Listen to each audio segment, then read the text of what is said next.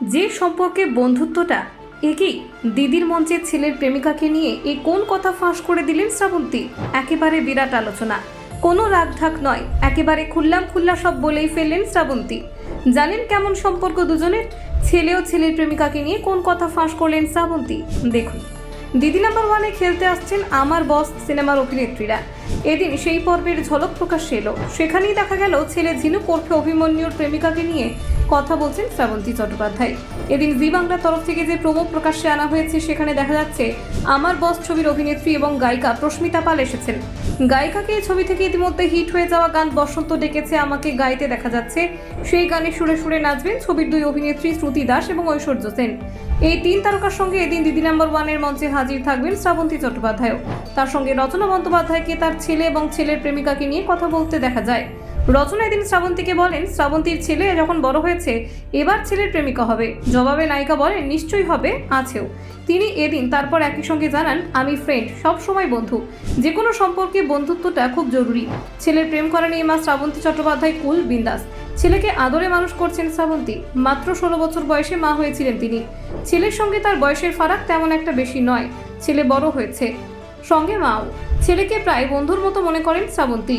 বলেন, তারা হলেন বেড়ে ওঠার সঙ্গী। মা ছেলের মধ্যে চিরাচরিত শাসনের সম্পর্ক নেই বললেই চলে। তাহলে বুঝতেই পারছেন কেমন শাশুড়ি মা হতে পারেন শ্রাবন্তী। ঠিক ধরেছেন, কুল। শ্রাবন্তী নিজেও সেই কথাই বলেছিলেন এক জনপ্রিয় গেম শো এসে।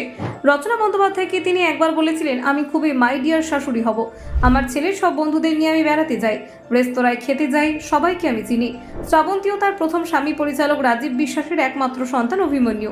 দামিনী অভিমন্যুর বন্ধুত্বের কথা শ্রাবন্তী আগে থেকেই জানেন। ছেলের গার্লফ্রেন্ডের সঙ্গে দারুণ বন্ডিং শ্রাবন্তীর। 2021 সালের 1 জানুয়ারি দামিনীর সঙ্গে সম্পর্কে শিলমোহর দিয়েছেন শ্রাবন্তী পুত্র। সোশ্যাল মিডিয়ায় প্রায়শই ঘনিষ্ঠ ছবি পোস্ট করতে দেখা যায় দুজনকে। দিন কয়েক আগে প্রযোজক রানা সরকার জানিয়েছেন, শ্রীজাতর আসন্ন ছবি মানব জমিনে সহকারী পরিচালকের ভূমিকায় দেখা যাবে শ্রাবন্তী পুত্রকে।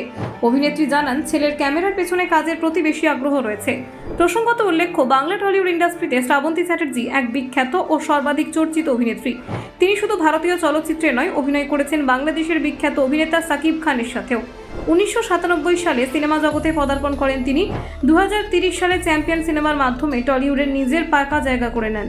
শ্রাবন্তীর ব্যক্তিগত জীবন নিয়ে সংবাদ মাধ্যমে চর্চার শেষ নেই। বছর ঘুরতে না ঘুরতেই তৃতীয় স্বামী রোশনের থেকে আলাদা হয়েছেন শ্রাবন্তী। চলছে ডিভোর্সের মামলা, সেই নিয়ে কানাঘুষোর শেষ নেই। অন্যদিকে ব্যবসায়ী অভিরূপের সঙ্গে শ্রাবন্তীর প্রেম সম্পর্ক নিয়ে ফিসফিসানি জারি রয়েছে।